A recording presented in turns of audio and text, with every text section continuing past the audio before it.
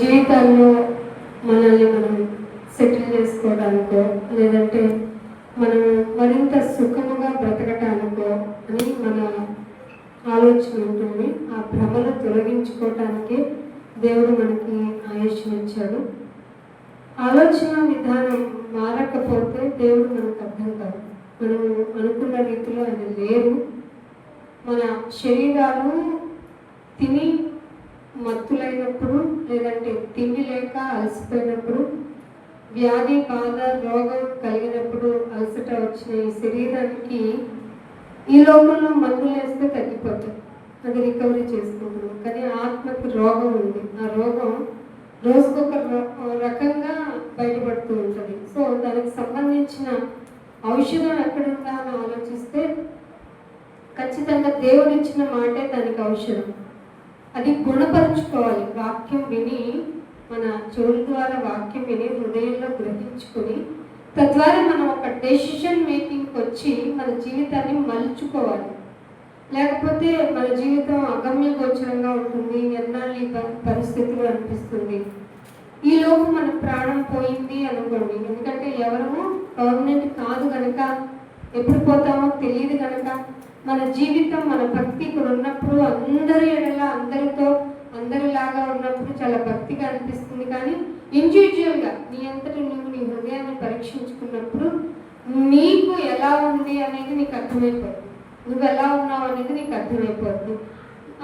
నీ యొక్క భక్తిని నువ్వు పారామీటర్ చేసుకొని చూసుకునే విధానంలో వచ్చేటప్పటికి నువ్వు ఆలోచిస్తున్నవి ఏమిటి, నువ్వు ఈ లోకంలో జీవిస్తున్న జీవన విధానం ఏమిటి, ఇవి పరిశీలించుకుంటూ పరిశోధించుకుంటూ, పరిశీలన పరిశోధన అంటే ఆచితూచి మళ్ళీ చూసుకుంటూ నేను భక్తిలోనే ఉన్నానా లేకపోతే భక్తిని నటిస్తున్నానా. ఇన్ఫ్యాక్ట్ భక్తి నటిస్తున్నాను అనేది నీకు తెలియకపోవచ్చు. మనం అనుకుంటాం వస్తున్నాం వెళ్తున్నాం, ఎంతగా దేవుల్లో ఉన్నానో నేను కదా అని నీ ప్రాణం నీతో చెప్తుంది. హృదయం అంటది నీ మీద నేరారోపణ చేస్తుంది. ప్రాణం వేరు, హృదయం వేరు. ప్రాణము అంటే శరీరానికి సంబంధించింది, హృదయము అంటే మనస్సుకి అంతరంగానికి సంబంధించింది.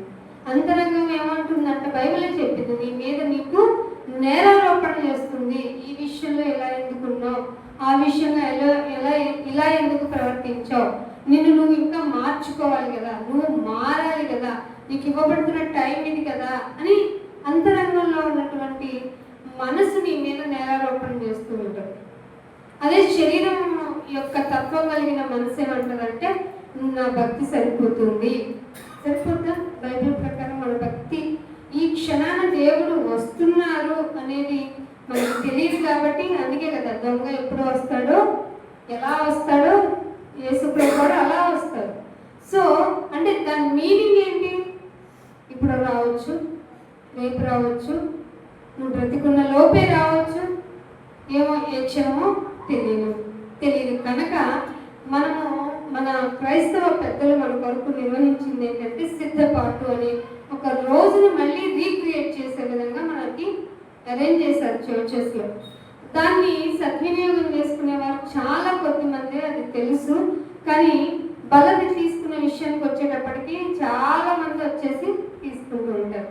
అసలు బిఫోర్ డే నీకు సిద్ధపాటు లేకపోతే ఎలాగా అనేది ఒక క్వశ్చన్. అయితే నేను ఇంటి దగ్గర ఉండి కూడా బాగా సిద్ధపడగలను అనే ధీమా కలిగిన వాళ్ళు చాలా మంది ఉన్నారు. ఏదేమైనా సిద్ధపడదాము అనుకున్నప్పుడు మెయిన్గా మనం ఏ విధంగా సిద్ధపడతాం? మీ దగ్గర నుంచి ఆన్సర్ వస్తే బాగుంటుంది అనుకుంటారు. ఏ విధంగా సిద్ధపడతాం? ఎట్లాగంటే ఉపవాసం ఉంది.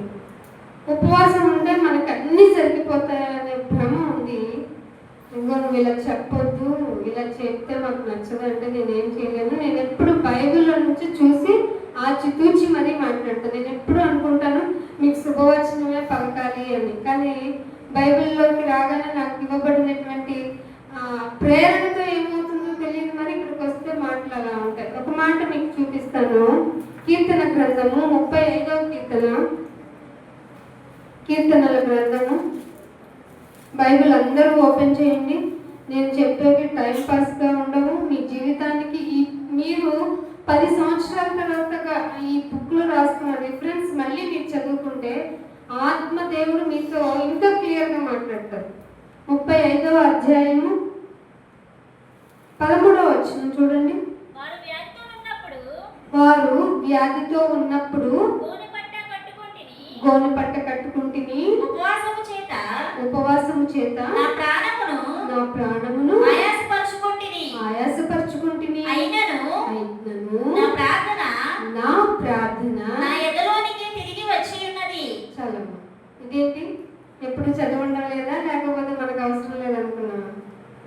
ఏంటైనా నేను వారు మేలునకు ప్రతిగా వారు నాకు కీడు చేస్తున్నారు. 12వ వచనంలో అంటాడు దావీదు గారు, నేను దిక్కులేని వాడిని అయితేని, ఈవెందో వాళ్ళు నన్ను ఇబ్బంది పెట్టినా, వాళ్ళు నన్ను బాధించినా, వాళ్ళ గురించి ఏం చేశాడంటే ఆయన, చూడండి బైబిల్ ఏముంది చూడండి ఒకసారి.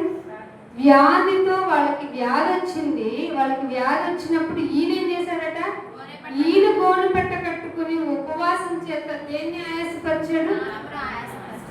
అయితే ఏమైంది, రిజల్ట్ స్వస్థత వచ్చిందా? అంటే ఉపవాసం స్ట్రాంగ్గా లేదంటారా ఏంటి? కొన్ని ప్రార్థనలు ఉపవాసంతో కూడుకున్నవైనా అస్సలు పనిచేయవు. అంటే మాత్రం మంచిదే, నీ ఒంటికి పడదు. అయినను నా ప్రార్థన నా ఎదలోనికే తిరిగి వచ్చింది.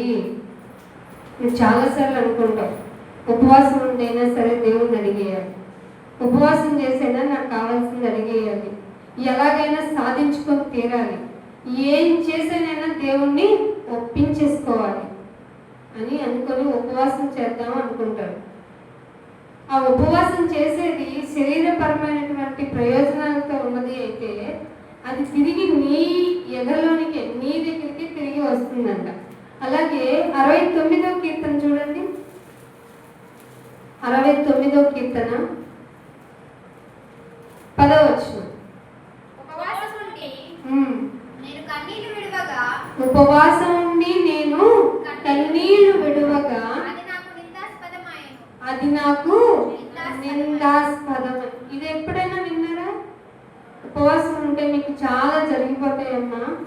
ఉపవాసం ఉంటే మనం సిద్ధపాటు అంటేనే అది మీరు చాలా ఇంట్రెస్ట్ పెడితే ఈ సబ్జెక్ట్ మీ హృదయానికి చేరుతుంది.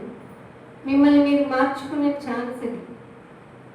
ఉపవాసం ఉంటే అన్నీ జరిగిపోతాయి అని తెలుసుకున్న మనం, ఉపవాసం చేయటం నేర్చుకున్న మనం, ఉపవాసం చేసేటప్పుడు మన మనస్సు కాకుండా ఓన్లీ శరీర భాగమైనటువంటి మన జీవితంలో కనిపించే ముఖానికి కనుక మన నీరసాన్ని తగిలించి, నాయన నీ సన్నిధిలో నేను చాలా భక్తిగా ఉన్నాను చూసావా అని చెప్తే, ఆ భక్తి నాకు అక్కర్లేదు అన్నాడు. ఏమన్నాడు? నువ్వు ఉపవాసం చేయనప్పుడు ఎక్కడున్నమాట? మత్తయి సువార్తలో ఏమని చెప్పాడు? తీయన్నమాట. మత్తయి సువార్త 6వ అధ్యాయం కదా. మనుషులకు కనబడవలనని 6వ అధ్యాయం 1వ వచనంలోనే స్టార్ట్ చేశాడు ఆయన. నీతి కార్యమే కదా ఉపవాసం ఉండటం, నీతి కార్యమే కదా.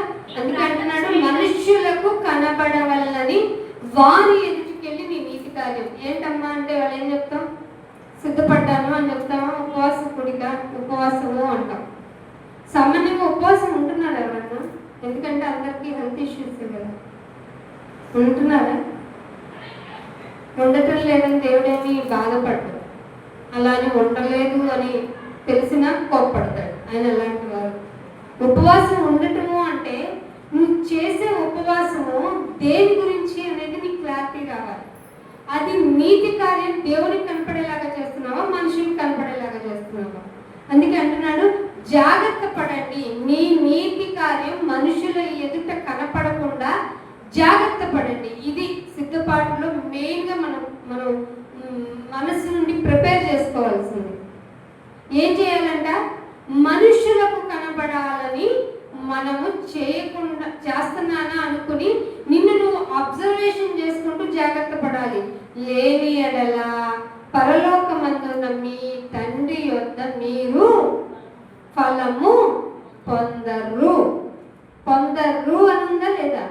అంటే ఇందాక చదివిన వచనాల్లో మరి ఎందుకు ప్రార్థన రిటర్న్ అయిపోయింది, ఎందుకు నిందాస్పదం అయిపోయిందంటే ఆ భక్తుల్లో వాళ్ళకు ఉన్నటువంటి కొన్ని పనులు జరిగాయి. దావీదు గారి విషయంలోకి వచ్చేటప్పటికి చేయకూడని కార్యం చేశారు, ఒప్పుకోని విధంగా ఒప్పుకోలేదు. ఎవరో వచ్చి ప్రవక్త వచ్చి సో అని చెప్తే అది నేనే అని అప్పుడు రియలైజ్ అంటే పబ్లిక్కి అయ్యేటప్పటికి, ఇష్యూ పబ్లిక్ అయ్యేటప్పటికి, విషయం అందరికీ తెలుస్తుంది అనేటప్పటికి ఒప్పుకోగలిగాడు. కానీ లేకపోతే దాన్ని ఏం చేద్దాం అనుకున్నాడు?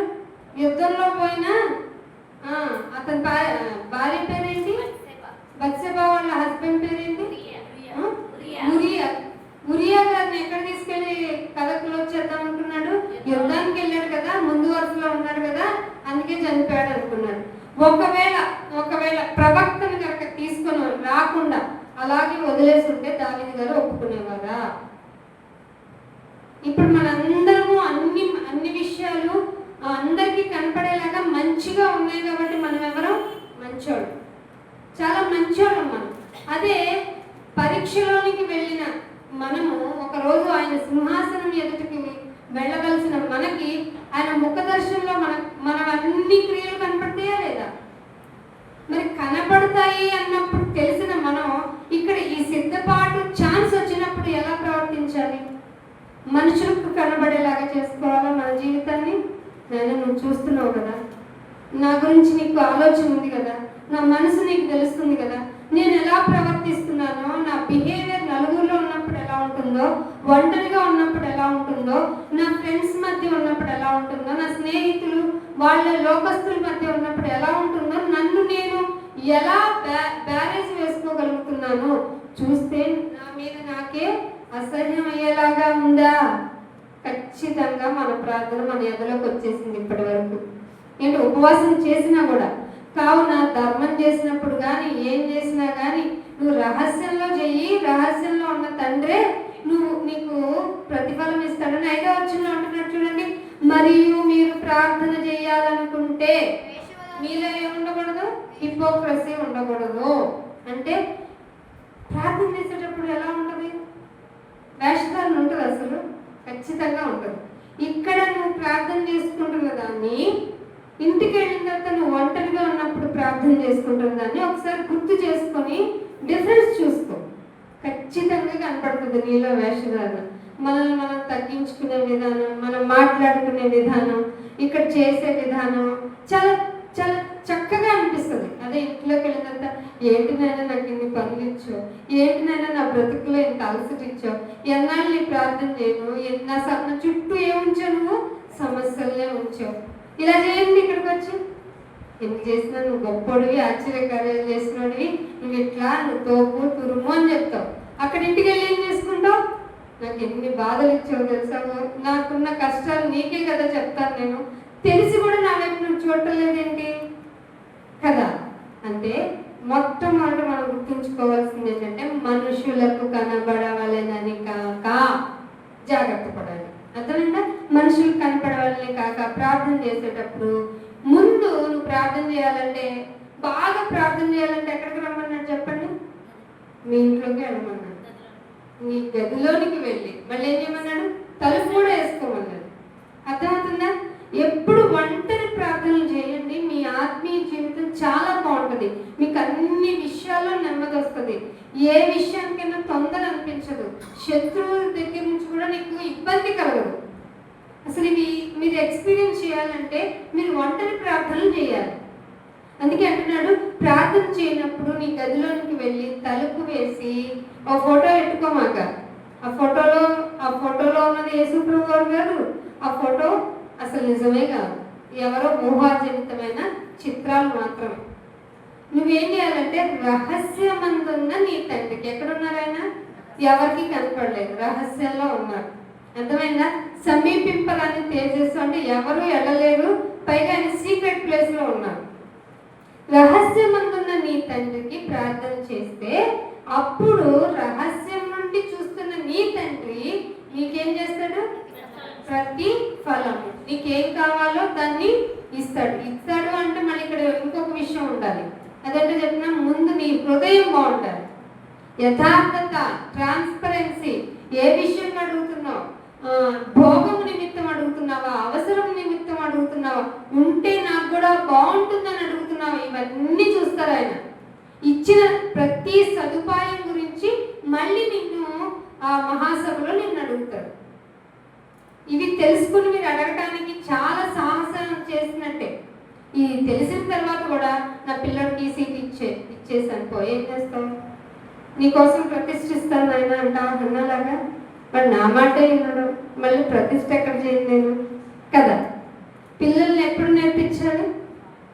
ఎప్పుడు నేర్పిస్తే వాళ్ళు వింటారు? బాల్యం దాటిందా నీ చేయి దాటినట్టే, ఇంకేం లాభం లేదు. ఇక నీకు మిగిలింది ఒకే ఛాన్స్, ఏకాంతంగా వెళ్ళి ప్రార్థన చేయగలరు. రహస్యమందున్న తండ్రి నీ గురించి, నీ బిడ్డల గురించి, నీ కుటుంబం గురించి, నిన్ను ఇబ్బంది పెట్టే భర్త అయినా, నీకు అలసట తెప్పించే బంధుత్వాలైనా, ఏవైనా సరే ఎవరి దగ్గరికి వెళ్ళి చెప్పాలి? అక్క చూసావా నేను ఎంత సౌమ్యంగా ఉంటానక్క, అన్న చూసావా ఎంత బాగుంటానో నేను నా ఇంట్లో, నేను ఒక్క పల్లెత్తి ఒక పళ్ళు తలకట్టు పళ్ళు ఆ పళ్ళు అనేది పల్లెత్తి ఒక మాట అంటారు, కానీ మనసులో మాత్రం ఇంగ్లీషు, తెలుగు, హిందీ, రాని భాషలో కూడా ఎమ్మో ఎల్లో అని తిట్టుకుంటారు. ఇదా యథార్థత అంటే? యథార్థత అంటే వాళ్ళు నిన్ను ఇబ్బంది పెట్టినా నాయన, వాళ్ళు నన్ను ఇబ్బంది పెడుతున్నారు నీకు తెలుస్తుంది కదా, నాకు బాధ కలుగుతుంది, శరీరంలో సత్తువు లేదు, నేను ఎలా ఉన్నానో నా ఇంట్లో వాళ్ళకన్నా బాగా తెలిసేది నీకే కదా, ఎందుకంటే నా యొక్క మొదలు నుంచి చివరి వరకు నా యొక్క స్థితిగతులు నీకే కదా తెలుసు. సో ఈ విధంగా ఉండి కూడా నీ కొరకు నేను సిద్ధపడుతున్నాను కదా, నాకు నీ చిత్తం అయితే పరిస్థితులను నెమ్మదిపరచు. వచ్చింది ఎప్పుడైనా ఈ ప్రార్థన? అస్సలు రాదు. ఉపవాసం ఉన్నా నువ్వు ఎందుకు చేయవు అంటారంట. చెప్పాడా లేదా యేసుప్రభు? పాత నిబంధనలోనే చెప్పాడా లేదా? యెషయా గ్రంథం 58 మీకు తెలుసు కదా. ఎందుకు నాయన చూడవు అని అడిగేస్తున్నారంట. మీరు ఇంటికి వెళ్ళి చదువుకోండి, ఎలాగో సిద్ధపడ్డారు కదా. ఒక గంటలో ఏం పోతుంది, మీకు ఏ సిద్ధపడి వస్తుంది? ఏమీ రాదు. ఇక్కడికి వచ్చామా చెప్పడానికి, నేను చెప్పాలి కాబట్టి చెప్తాను, మీరు వినాలి కాబట్టి వింటారు. కానీ ఇంటికి వెళ్ళిన తర్వాత నేను సిద్ధపడి ఉండాలి. అది ఎప్పటి వరకు? ఆయన రాకడి వరకు సిద్ధపడి ఉండాలి. అది ఎలా జరుగుతుంది? అనుక్షణం నన్ను నేను ప్రిపేర్ చేసుకుంటూ, పరీక్షించుకుంటూ, అలసట కలిగిన, బాధ కలిగిన, ఆనందం వచ్చిన, ఏది జరిగినా థ్యాంక్ యూ నైనా ఇది ఇచ్చావు, థ్యాంక్ యూ నైనా ఇది ఇవ్వలేదు. ఇలా ఉన్నాయా మీ ప్రేయర్స్? ఇలా ఉందా మీ సిద్ధపాటు? అందుకే అంటున్నాడు, మీరు ప్రార్థన గదిలోకి వెళ్ళి చేయండి. చేసేటప్పుడు చాలా మంది స్తోత్రం అని 100 సార్లు అందాం అనుకుంటారు. ఇంకేవో రాని మాటల్ని, లేదంటే వాళ్ళకి వొకాబులరీ బాగా తెలుసు అన్నట్టు కొంచెం స్తోత్రాత్మక సంబంధ వర్డింగ్ యూజ్ చేస్తారు. 7వ వచనంలో అంటాడు, మీరు ప్రార్థన చేయనప్పుడు ఎలాగా? నువ్వు బాగా లాంగ్ చేస్తున్నావంటే ఏంటంటే అర్థం? అన్యజనుడివే అంటే ఆయన దృష్టిలో మార్కులు పోయినట్టే. అన్యజనుల వలె వ్యర్థమైన మాటలు వద్దు. ఆయన నువ్వు చెప్పినా చెప్పకపోయినా గొప్పవాడే, ఆయన స్తోత్రానికి అర్హుడే, ఆయన ఆశ్చర్యకరుడే, ఇంకా ఏవేవో మీరు చెప్తూ ఉంటారు కదా. ఈ బైబిల్లో ఉన్నటువంటి బిరుదులన్నీ ఇక్కడ రాసినా రాయకపోయినా ఆయన గొప్పవాడే కదా. అందుకే మా సార్ అంటుంటారు, సకల స్తోత్రములకు మించిన కదా. నేను నన్ను అడిగితే అన్నాను, ఇది కూడా తక్కువేనండి ఆయనకి అన్నాను కదా. ఇది కూడా తక్కువే, మనం చెప్పినా చెప్పకపోయినా ఈ ఆయన ప్లేస్ అనేది ఎప్పటికీ ఇన్ఫినిటీనే, పెద్దది అయింది. కానీ ఎవరి కోసం డౌన్ అయిపోయారంట? నేను అవుతానా ఏంటి? అస్సలు నా రేంజ్ ఎంత తెలుసా అంటాను. అరే రేంజ్ల గురించి ఎందుకు? మనుషులందరికీ 2 కాళ్ళేనా? 2 కాళ్ళేనా? కానీ ఒక నాలుగేనా? ఈ ఒక్క నాలుగుతో వచ్చింది. ఈ ఒక్క నాలుగు పైకి ఫిజికల్గా ఒక పార్ట్ కానీ మాట్లాడేటప్పుడు ఉంటుంది. ఈ అంత వచ్చినప్పుడు ఒక యాంగిల్ మాట్లాడుతుంది, ఆ అన్న వచ్చినప్పుడు ఇంకో యాంగిల్. ఇలా పలు విధాలుగా మాట్లాడి మన జీవితాన్ని చక్కగా ఇక్కడికి వచ్చి ఏం చెప్తూ ఉంటాం? అన్యజనుల వల్లే వ్యర్థమైన మాటల్ని వచనం చేయకండి. సిద్ధపడుతున్నావా? ఇలాగా నేను ఎంత బాగా ప్రార్థన చేస్తున్నాను అని చెప్పడానికి మనుషులకు కనబడవల్లని నీతి కార్యం చేయకూడదు. మరి ఎవరికి కనపడాలి? దేవాది దేవునికి కనపడాలి. ఆయన చూసేదేంటి? మనిషిని పై రూపం చూడని కానీ నీ అంతరంగం ఏమిటో పరిశీలించువాడని నేను. ఎవరైనా చూసేవాడు కాదు. ఇలా ఇచ్చాను. ఇప్పుడు వే ఆఫ్ బిహేవియర్ ఎలా ఉంటుంది? ఆ అసలు ఇవ్వలేదు పో, ఎలా చేస్తుంది అని మనుషులను పరీక్షించి అణుచు నిమిత్తము, డబల్ టైం వర్డ్ ఉండింది, అణచి అణచి ఆయన గురించి మీరేమనుకుంటున్నారో తెలుసుకోవడానికి మీ హృదయ అంతరంగములను పరిశీలించేవాడని నేను. మీకు ఎక్కడైనా జరుగుతుంది, మీరు లోకంలో ఏ దేవుడు అనబడిన వాళ్ళ దగ్గరికి వెళ్ళినా మీ మీ మాటలు చెల్లుతాయి. కానీ క్రైస్తవ్యంకి వచ్చి ఈ దేవుణ్ణి కనుక, మన దేవుణ్ణి కనుక వచ్చి మెప్పిద్దామంటే స్తోత్రాలు చెప్తే కుదరదు, పాటలు కుదరవు, పల్లవి కుదరదు, ఇంకేవో పాడతారు కదా శ్లోకాలు కుదరవు, అసలు వద్దు అంటున్నాడు. ఇక్కడ ఆ మాట అలాగే ఉంది చూడండి. అన్యజనుల వలె వ్యర్థమైన మాటలు వచింపవద్దు, విస్తరించి మాట్లాడితే ఇక నా మాట వినపడింది తెలుసా అనుకుంటున్నాను, భ్రమలో ఉన్నారంట. సిద్ధపడుతున్న వాళ్ళారా జాగ్రత్తగా వినండి. విస్తారంగా దేవునికి ప్రార్థన చేసేస్తే చాలా మంది అమ్మ మీరు షార్ట్ పీరియడ్లో ప్రార్థన చేయండి, టైం వాక్యానికి ఇవ్వండి అంటే ఎంత ప్రార్థన చేస్తారు, ఇంట్లో మాత్రం అసలు చేయరు. అర్థమవుతుందా మీకు? అలా ఉన్న వాళ్ళని దేవుడు ఏమంటున్నాడంట, మీరు విస్తరించి మాట్లాడటం వల్ల తమ మనవి వినపడుతుందని వాళ్ళు థింక్ చేసుకుంటున్నారంట. సో మీరైతే వాళ్ళలాగా ఉండకండి. అసలు మీకు నిజం చెప్పినా, మీరు అడక్కముందే మీ తండ్రికి మీకు అక్కరగా ఉన్నవేంటో మీకు తెలీదా? మీకు అక్కరగా ఉన్నవేంటో మీకు తెలియదు. దీని అర్థం అదే, మీరు మీ తండ్రిని అడగక మునిపే మీకు అక్కరగా ఉన్నవేంటో ఆయనకి తెలిసిపోతాయి. ఇవన్నీ చూడకుండా మామూలుగా వేషధారణతోనో విస్తరించో, లేకపోతే నా మనవి వినపడాలను, నా నీతి కార్యాలు తెలియాలనో కనుక ప్రార్థన చేస్తే రిటర్న్ అయిపోద్ది. యోబు గ్రంథము 30వ అధ్యాయం చూడండి. యోబు గ్రంథము 30వ అధ్యాయం రాసుకోవడానికి ప్రయత్నించండి, చాలా అవసరం మీకు ఈ మాటలు. యోబు గ్రంథము 30వ అధ్యాయము 25 చూద్దాం. 30వ అధ్యాయము ఒక్క చదవమ్మా. బాధలో ఉన్న వారి నిమిత్తం నేను అడగలేదా ఏంటయ్యా అని అడుగుతున్నాడు, క్వశ్చన్ చేస్తున్నాడు యోబు గారు. ఎవరిని? దేవుణ్ణి. దరిద్రుల నిమిత్తం నేను దుఃఖించలేదా? నా దుఃఖించావు, కానీ ఇలా చేస్తే నాకు మేలు కలుగుతుందని నేను ఆశపడ్డాను. ఎందుకు చేశాడట? దరిద్రులకి హెల్ప్ చేయనాయనా, బాధలో ఉన్న వాళ్ళకి హెల్ప్ చేయనాయనా అని నిస్వార్థంగా అడగలేదంట. ఇలా చెయ్యడం వల్ల నాకు మేలు జరుగుతుంది కదా. ప్రార్థనలో స్వార్థం ఉండకూడదు. ప్రార్థనలో స్వార్థం ఉంది అంటే అది ఫిజికల్గా బయటకు వస్తుంది. ఫిజికల్గా బయటకు వచ్చిందంటే నీకులో నిస్వార్థం ఉండదు, నీలో సిద్ధపాటు లేనట్టే. అందుకే అంటున్నాడు, నాకు మేలు కలుగునని నేను ఆశించుకొనగా నాకేమొచ్చింది? చెప్పారా ఎవరన్నా మీకు? చెప్పారా? మేబీ నాకు తెలుసు. వాక్యాన్ని బాగా చదివి ప్రాణపదంగా దేవుని కొరకు స్థిరంగా నిలబడే వాళ్ళే ఇలాంటి విషయాలు ధైర్యంగా చెప్పగలరు. అంటున్నాడు ఇంకేంటంటే, నాకు కీడు సంభవించను, వెలుగు నిమిత్తం నేను కనిపెట్టుకుంటే చీకటి వచ్చిందేంటి? ఇంతకీ నువ్వేం చేసావు తెలుసా? నేను బాధలో ఉన్న వాళ్ళని కాపాడేసే ఆమేనన్నాను. ఇంకేమన్నాను? దరిద్రులు పాపం వాళ్ళు ఏమీ చేసుకోలేరు నాయన, వాళ్ళ దగ్గర ఏం లేదు నాయన, సో నువ్వు వాళ్ళని కూడా కాపాడేసే అన్నాను. నా చేతితో ఒక చిన్న కార్యం చేయలేదు, ఒక పని చేయలేదు. ఆ దరిద్రుల నిమిత్తం నా తరపు నుంచి నేను చేయాల్సింది చేయలేదు, బాధలో ఉన్న వారి కోసం నేను చేయాల్సిన హెల్ప్ చెయ్యలేదు. పైగా ఇవి చేసి ప్రార్థన మాత్రమే చేసి నేనేమనుకున్నానంటే, ఇలా చేయటం వల్ల నాకు మేలుగైపోద్ది కదా, ఇలా చేయటం వల్ల నాకు మేలైపోద్ది కదా అంటే నాకేం రిటర్న్ అయింది? కీడే వచ్చింది ఏంటి నాయన, వెలుగు వస్తుంది కదా అనుకుంటే నాకు చీకటే వచ్చింది ఏంటి నాయన అని ఎవరు అడిగారు? యోబు గారు. మనం కూడా అడుగుతాం. ఎలా ప్రార్థన చేస్తాం? ప్రపంచంలో ఎవరైతే నమ్ముకోవట్లేదు వాళ్ళందరూ నిన్ను కాపాడేనాయన అవుద్దా? నీ వీధిలో నీ తరపు నుంచి ఒక కూడిక పెడతావు, నీ ఇంట్లో నువ్వు ఒక సువార్త కూడికను చేయించావు, మీ వీధికి మీ సంఘాన్ని తీసుకెళ్లి వీధిలో పెట్టి ఇదిగో సువార్త పరంగా మీరు క్రీస్తును నమ్మకపోతే మీరు ఎంత డేంజర్లో ఉన్నారో చెప్పించను లేవు. ఇదిగో క్రీస్తుని నమ్మించుకుంటే, మీరు నమ్మితే కనుక మీకు కలిగే లాభాలు ఏంటంటే ఈ లోకంలోనూ నెమ్మదిగా ఉండగలరు, ఆఫ్టర్ డెత్ అయిపోయిన తర్వాత కూడా ఈ జీవితం, ఈ జీవుడు పోడు, చనిపోడు, ఇది పురుగు లాంటి జీవితం అని చెప్పింది.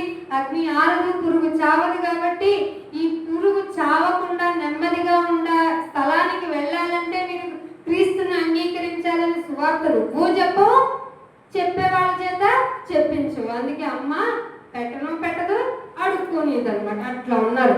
చెప్పండి, మీ ప్రార్థన వల్ల మేలు జరుగుద్దా? మీకు చీకటి పోయి వెలుగు వస్తుందా? చెప్పండి. మీలో చాలా మందికి జీవితం ఆయాసకరంగా ఎందుకుంది, ఇబ్బందికరంగా ఎందుకుంది, తొందరపాట్లు ఎందుకున్నాయి, నెమ్మది లేని పరిస్థితులు ఎందుకు కలుగుతున్నాయి? కారణం ఏమిటంటే క్రియలు లేకుండా మీరు ప్రార్థన చేస్తున్నారు. క్రియ లేని జీవితం ఏంటి? మృతం. అంటే చచ్చిన వాళ్ళు ఏంటి ప్రార్థన చేస్తున్నారు. కాబట్టి మీ ప్రార్థన దేవుడు అంగీకరించడం. చెప్పండి, ఇంటికి వెళ్ళి కూడా ఇలా ప్రార్థన చేయకూడదు. ఒకవేళ బాధపడే వారి గురించి ప్రార్థన చేయాలి అంటే ముందు ఆ బాధపడే వారికి మన తరపు నుంచి ఎంతో కొంత సపోర్ట్ వెళ్ళాలి. ఈవెన్ నీ దగ్గర రూపాయి సహాయం లేకపోయినా మాట ద్వారా అయినా భరోసా నువ్వు ఇవ్వగలగాలి. అమ్మ ఉన్నాడు, మేము ప్రార్థన చేస్తాము, దేవుడు ఎవరినైనా ఇచ్చిపెట్టేవాడు కాదు, పక్షపాతి కాదు అని చెప్పగలగాలి. అదన్నా చేసావా? అమ్మ నీకోసం నేను ప్రార్థన చేశాను, ఏం లాభం? నన్ను ఎవరైనా ఇలాగే అంటే ఇదే చెప్తా, ఏం లాభం అండి? ఏం లాభం? మీకు అదే చెప్తున్నా. వాక్యం మొత్తం మీకు తెలియాలి అంటే ముందు బాధలో ఉన్న వాళ్ళకి సపోర్ట్ ఇవ్వండి. దరిద్రులుగా ఉన్న వారి నిమిత్తం దుఃఖపడటం కాదు. దరిద్రులకి ఏం కావాలి ఫస్ట్ చెప్పండి? మీ చేయూత కావాలి, మీ హెల్ప్ కావాలి. మీకు 100 రూపాయలు ఉంటే కనీసం 50 రూపాయలు కాకపోతే 25 రూపాయలైనా మీ చేతి ద్వారా వాళ్ళకి వెళ్ళాలి. నేనే అడుగు తింటున్నాను అంటావండి. నువ్వు అడుగు తింటావండి, నిన్ను పోషిస్తుంది ఎవరు? దేవుడు కదా. ఎలా చెప్తావు? దేవుడు దూషించినట్టే కదా మాట అంటే. దేవుడు నిన్ను అడుక్కోమన్నా బతికిస్తున్నాడు. ఆయన కదా మనుషుల చేత నిన్ను పోషిస్తున్నాడు. నీకు ఏ ఇబ్బంది కలుపుకుంటూ చూసుకుంటుంది ఆయన కదా. మరి ఏ విధంగా నువ్వు ఊరికే జస్ట్ మాటలు చెప్పి రాగలవు? అర్థమవుతుందా? సో మీరు సిద్ధపడాలి అంటే బాధలో ఉన్న వారిని మీరు ఓదార్చాలి, దుఃఖంలో ఉన్న వారిని ఉన్న వాళ్ళని కూడా మీరు సపోర్ట్ చేయాలి. ఇదే 58వ గ్రంథంలో ఉంటుంది, యెషయా గ్రంథంలో. కాడిమాను రేకులను తీయగలగాలి. ఎదురుగా కట్టబడిన దుర్గాములు లాంటి, ఇప్పుడు ఎవరి దగ్గరికన్నా సువార్త తీసుకెళ్ళి ఈజీగా చెప్పగలుగుతున్నామా? ఇప్పుడు ఊళ్ళకి ఊళ్ళే బోర్డులు పెట్టేసుకున్నా మాకు మీ సువార్త వద్దు అని. అలాంటి ఊరికి వెళ్ళి చెప్పగలమా? అంత దుర్గము అంటే అంత గోడలుగా కట్టుకున్న జనుల మధ్యకి ఆయన సువార్తను బలంగా తీసుకెళ్లాలంటే నువ్వు సిద్ధపడిన కన్యకలా ఉండాలా, లేకపోతే సిద్ధపాటు లేని కన్యకలాగా ఉంటారా? డిఫరెన్స్ ఏంటి? కన్యకలు సిద్ధపడిన కన్యక, సిద్ధపడని కన్యక. ఆల్మోస్ట్ అందరి పేర్లు సిద్ధపడిన వారే, కానీ 5గురిలో మాత్రం సిద్ధలో నూనె లేదు. అంటే వాక్యంతో ప్రిపేర్డ్గా లేరు. వీళ్ళు వచ్చారు ప్రార్థనకి, వాళ్ళు వచ్చారు ప్రార్థనకి. వాళ్ళు మెలకుగా ఉండడానికి కారణం వాళ్ళ లాంతర్లో ఉన్నటువంటి నూనె. నూనె అంటే బైబిల్ ప్రకారంగా ఏంటి అర్థం? వాక్యము. వాక్యం అంటే శరీరానికి పట్టదు. కానీ మీరు నలుగు పెట్టినట్టు కాకుండా ఎరక్కొట్టండి వాక్యం పెట్టి శరీరాన్ని. అప్పుడు మీ ఆత్మారాముడు అంటే ఆకలి తర్వాత తృప్తి పొందేవాడు ఆత్మారాముడు అనుకుంటున్నాడు. కాదు. లోపల మనస్సు ఉంటుంది చూసారా, ఆయన వాక్యము విని ఆనందిస్తాడంట. నీ మాటలు విని నేను ఆనందించాను అని స్థితి నీకు వచ్చింది అంటే ఎస్, నువ్వు ఇన్ సేఫ్ జోన్ అనమాట. అందుకే అంటున్నాడు మత్తయి సువార్త 10వ అధ్యాయం చూడండి. మత్తయి సువార్త 10వ అధ్యాయము 13వ వచనం. ఆ ఇల్లు యోగ్యమైనదైతే. ఎవరా ఇల్లు తెలుసా మీకు? మనమే ఆయన ఇల్లు. హెబ్రీ 11:3 చదవండి ఇంటికి వెళ్ళిన తర్వాత. మనమే ఆయన ఇల్లు. ఇక్కడ చెప్తున్నాడు ఆ ఇల్లు యోగ్యమైనది అయితే మీ సమాధానం దాని మీదకి వచ్చేస్తుంది. అర్థమైందా? ప్రార్థన ఎందుకు రిటర్న్ అయిపోద్దో. ఇంకా అయోగ్యమైనదైతే మీ సమాధానం మళ్ళీ మీకే, ఏది ఎవరికి ఎలా ఇవ్వాలో ఇచ్చేస్తాడంట. వాని వారి క్రియల చొప్పున ప్రతిఫలం ఇస్తాడు. ఎప్పుడు విన్న మాటే కదా, ఎప్పుడు చూస్తున్న మాటే కదా, ఆయన వచ్చినప్పుడు నేను చూసుకుంటాలే అని ఉన్నవాళ్ళే. నూనెలో సిద్ధిలో నూనె లేని సిద్ధపడిన కన్యకులు. అలాగే క్రైస్తవులు అని పేరు చెప్పుకొని వాక్య ప్రకారంగా సిద్ధపాటు లేక ఐకిక విచారాల వల్ల, ఐకిక విచారం అంటే అందరూ బాగుపడిపోతున్నారు అయ్యా, అందరూ బాగుంటున్నారయ్యా, అందరికీ బాగుంటుంది, నేను మాత్రం ఆరోగ్యంగా లేను, నేను మాత్రం హుషారుగా లేను, నా ఇంట్లో మాత్రం శుభాలు జరగట్లేదు. ఇలా ఐకిక విచారం. నిన్ను చూసుకుంటుంది ఎవరు? దేవుడు. వాళ్ళని చూసుకుంటుంది ఎవరు? వాళ్ళే. వాళ్ళని వాళ్ళు చూసుకుంటున్నారు, కానీ నిన్ను చూస్తున్నది దేవుడు. ఎవరికి బాగుంటుంది చెప్పండి జీవితం? మీరు 33వ కీర్తనలోకి వెళ్తే భక్తిహీనులు, రౌడీలు, శత్రువులు చక్కగా పచ్చగా ఉంటారు అని ఉంది.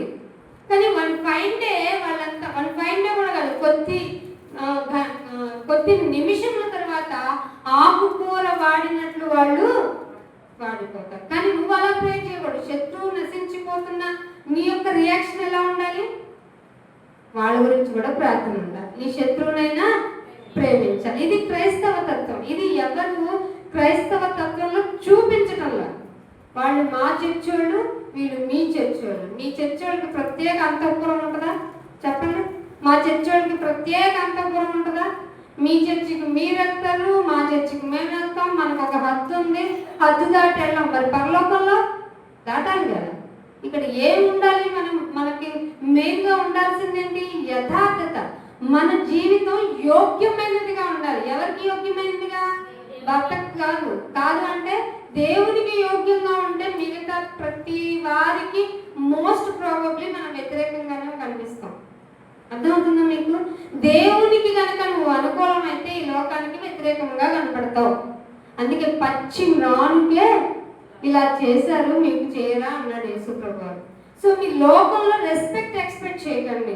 లోకంలో మీకంటూ ఒక ప్రత్యేకత కావాలని కోరుకోకండి.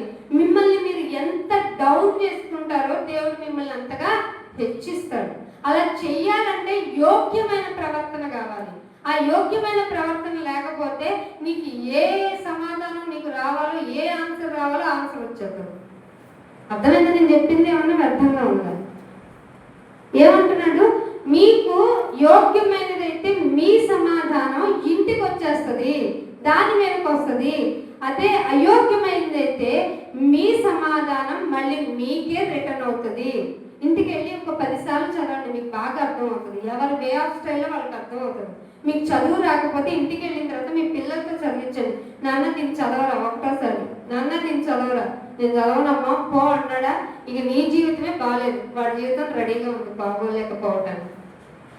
అంటే నీ కుటుంబాన్ని నువ్వు ఏలలేకపోతే, నీ కుటుంబంలో నీ రక్తమే నీ మాట వినకపోతే, నీ కుటుంబంలో నీవు పెంచిన పెంపకమే నీకు రివర్స్ అయితే ఖచ్చితంగా నువ్వు లోకరీతిగానే ఉన్నావు. అర్థమవుతుందా? అందుకనే ఒక మాట చూపిస్తాను చూడండి. 1వ యోహాను గారు రాసిన పత్రిక ఎలా ప్రిపేర్ అవ్వాలో చెప్తూ ముగించేస్తాను, దగ్గరలో ఉన్నాను. 1వ యోహాను పత్రిక 3వ అధ్యాయము 2వ వచనం.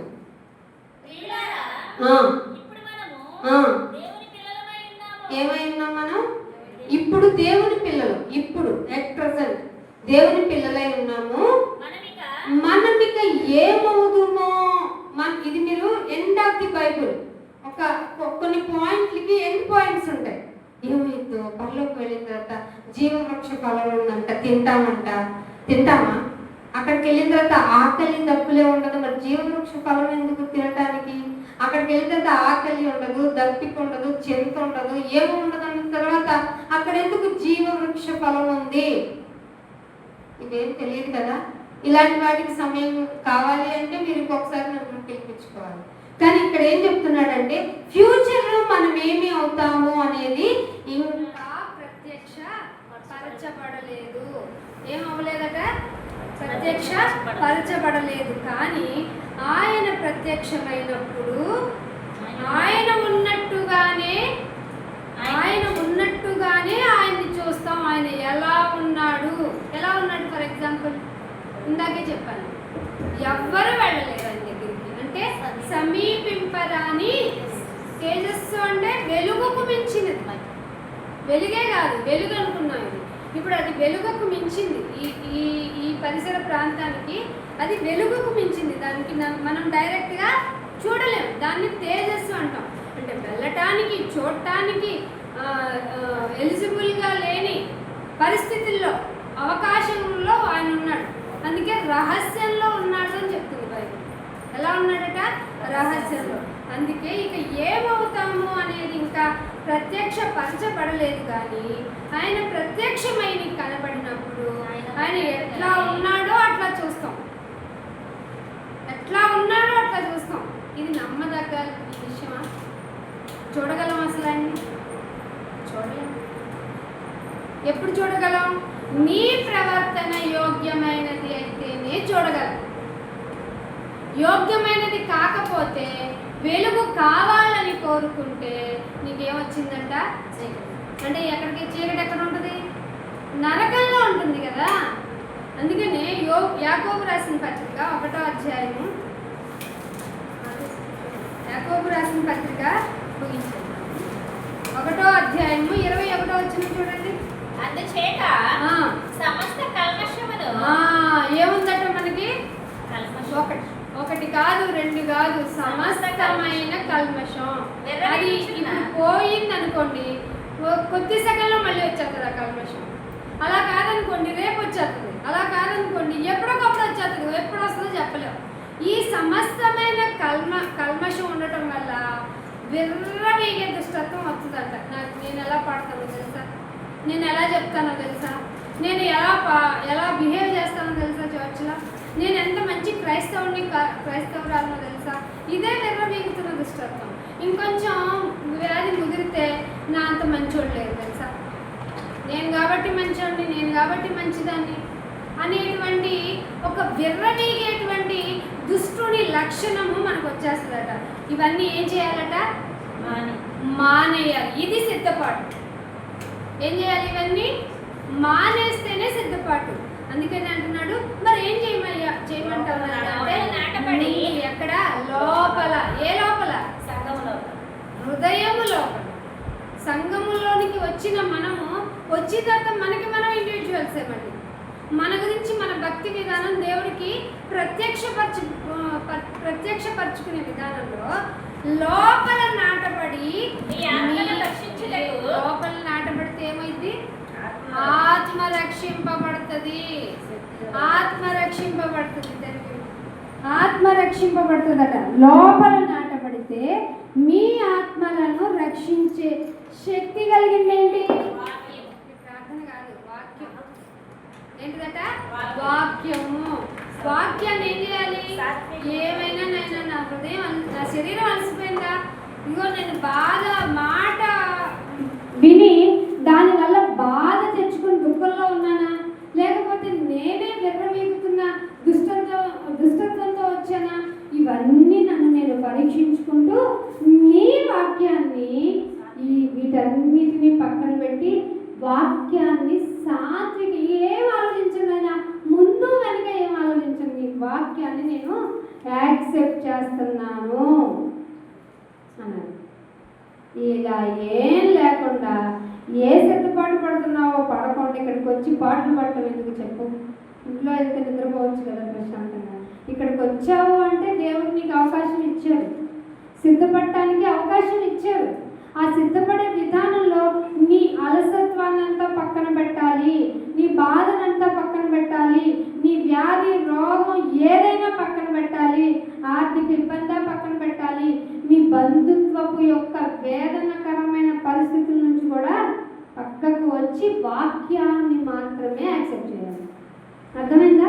ఇది సిద్ధపడటం అంటే. ఈ సిద్ధపాటు లేకపోతే నీకు రావాల్సిన సమాధానం నీకు వచ్చేస్తుంది అంతే. ఇంకొక మాట చూపిస్తాను. ఫిలిప్పీలకు రాసిన పత్రిక 4వ అధ్యాయం చూడండి. ముగింపుకి వచ్చేసాను. ఫిలిప్పీలకు రాసిన పత్రిక బైబిల్ తీయండి, అందరూ ఓపెన్ చేయండి. 4వ అధ్యాయము 6వ వచనం.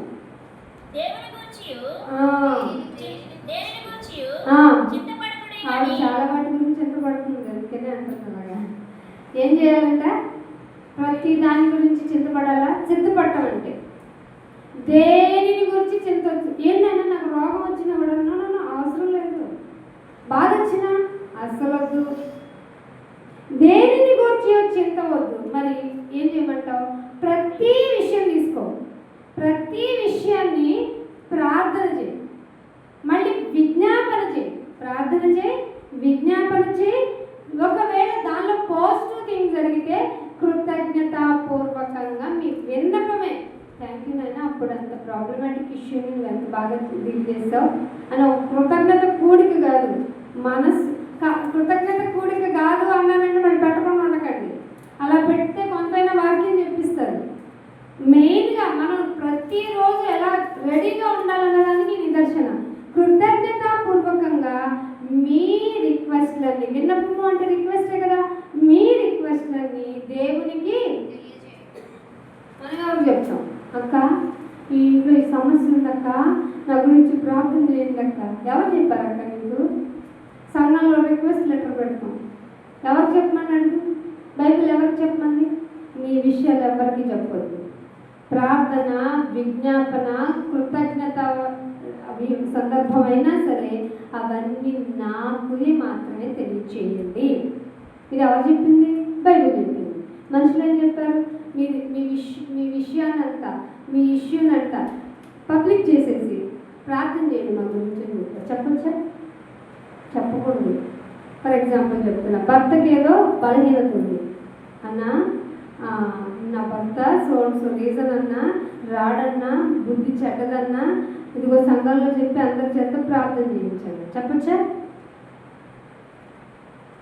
నీ వ్యవహార శైలి నీ ప్రవర్తన తీరు ద్వారా మాత్రమే ఆయన ఏం చేయబడతాడు రాబట్టబడవచ్చట ఎప్పుడైనా యూజ్ చేశారో లేదా చేసి ఉంటాం ఎందుకంటే మన లేజీ ఫెలోస్ నా గురించి ప్రార్థన చేయరా అంటారు వాళ్ళందరినీ చూసి సోమరి చీమల ఎందుకు వెళ్ళరాదా అనుకుంటాను నేను మీ విషయం గురించి ప్రార్థన చేశాను అనుకోండి ఎలా చేస్తాను చెప్పండి నిరీక్ష కంటే ప్రాబ్లం అంటున్నాను నాకు రిక్వెస్ట్ అడిగింది ప్లీజ్ దయచేసి మీరు చేసేస్తారు కదా అంటానా లేదా అంతకు మించి ఏమైనా మాట్లాడతానా ఇంకొంచెం ఓపిక ఉందనుకోండి ఇంకో లైన్ యాడ్ చేస్తారు మీరైతే ఎలా చేస్తారు అవునా ఏం చూసావా కాళ్ళు చూసావా కన్ను చూసావా నన్నే చూసావా నా ఇల్లు చూసావా నా బిడ్డలు చూసావా ఆగుతుందా ప్రార్థన చెప్పండి ఆగుతుందా ప్రార్థన ఇది విజ్ఞాపన అండి ఎవరు చేస్తే చెప్తే బాగుంది అనిపిస్తుంది మీకు మీరు చేసుకుంటేనే బాగుంది అనిపిస్తుంది కదా అయితే ఇదే కరెక్ట్ ఎవరికి మీ సీక్రెట్లు రివీల్ చేయాల్సిన అవసరం ఎవరి చెవులోకి వెళ్ళి మీరేం చెప్పక్కర్లా దేవుడితో డైరెక్ట్ డీలింగ్ ఉంది మనకి క్రీస్తు ద్వారా అది మనకి ఇచ్చిన కృప అర్థమవుతుందా మనకి దేవుడు ఏమిచ్చాడు కృపనిచ్చాడు అందుకే డైరెక్ట్గా పౌల్ గారికి ప్రాబ్లం ఉంది నాయన శరీరపరంగా చాలా ఇబ్బంది పెట్టేస్తుందంటే ఏమని వచ్చింది రిప్లై తీసేస్తాలే నాయన అన్నాడా నా కృపతో మేనేజ్ చేస్తావు లేకో అన్నాడు అంతేనా నువ్వు ఎక్కువ ఆశించు మాకు ఏది అసలు నీ ప్రాణం గురించి కూడా ఆశించు మాకు ఇలా చెప్తే విపరీతం అంటున్నారు కానీ ఇదే నిజం మీ గురించి మీరు ఉపేక్షించుకుంటే నన్ను వెంబడించగలరు మీ గురించి మీరు ఆలోచించుకుంటున్నా నన్ను ఎలా వెంబడిస్తారు చెప్పండి నన్ను వెంబడిస్తారా మీ గురించి నీకేమో ఫుడ్ కావాలి బట్టలు కావాలి ఇల్లు బాగుండాలి పిల్లలు వాళ్ళ చదువులు భర్త చదువు ఇవే అడుగుతావు నీ గురించి నువ్వు కనుక ఉపేక్షించుకోకుండా ఆయన దగ్గరికి వస్తే ఒకవేళ నిన్ను గురించి నువ్వు ఉపేక్షించుకుంటే ఆయన ఉంటే ఉన్నాయి రక్షించినా రక్షింపకపోయినా జరిగినా జరగకపోయినా అసలు నేను ఉండే వరకు మాత్రం నీతోనే ఉండేలాగా నన్ను ఫిక్స్ చేసే ఇంకా లాగేసే అంటాం ఇలాంటి ప్రార్థనతో మీ జీవితాన్ని కనుక సిద్ధపాటు కలిగి ఉంటే ఇక మిమ్మల్ని ఎవ్వరు మీరు తాడు గింజలు కాదు మీరు మంచి గింజలు ఇక లాస్ట్ ఒక మాట చూపించి ముగించేస్తాను 2 తిమోతికి రాసిన పత్రిక 2 తిమోతికి పౌలు గారు రాసిన పత్రిక 2వ అధ్యాయము 15వ వచనం దేవుని ఎదుట పాస్టర్ గారు ఎదుట కాల్సిన ఎవరి ఎదుట సిద్ధపాటు ఎలా కలిగి ఉండాలో అని చెప్పడానికి చెప్తున్నాను దేవుని ఎదుట యోగ్యంగా ఉన్నానా లేదా? సిద్ధపడేటప్పుడు చేసుకోవాల్సింది ఇది. రేపు బళ్ళు తీసుకుంటున్నాను నాయన, నేను నీకు యోగ్యుడిగా ఉన్నానా? నా తలంపుల్లో, నా యాక్టివిటీస్లో, నా మాటలో, నా బిహేవియర్ ఆఫ్ యాక్టివిటీస్ ఎలా ఉన్నాయో నీ ఎదుట నేను పరీక్షించుకోవడానికి వచ్చాను. సో నీవు యాక్సెప్ట్ చేసే విధంగా నేను ఉన్నానా లేదా? ఇలా సిద్ధపడాలి. ఎలా? ఒకరోజు సిద్ధపడితే సరిపోద్దా? బ్రతికున్నంత కాలం సిద్ధపడాలి. యోగ్యముగాను, దేవుని ఎదుట యోగ్యముగాను, సిగ్గుపడనక్కర్లేని పనోడు. మన ఇంట్లో పనోడు ఉంటే ఎలా చూస్తాం?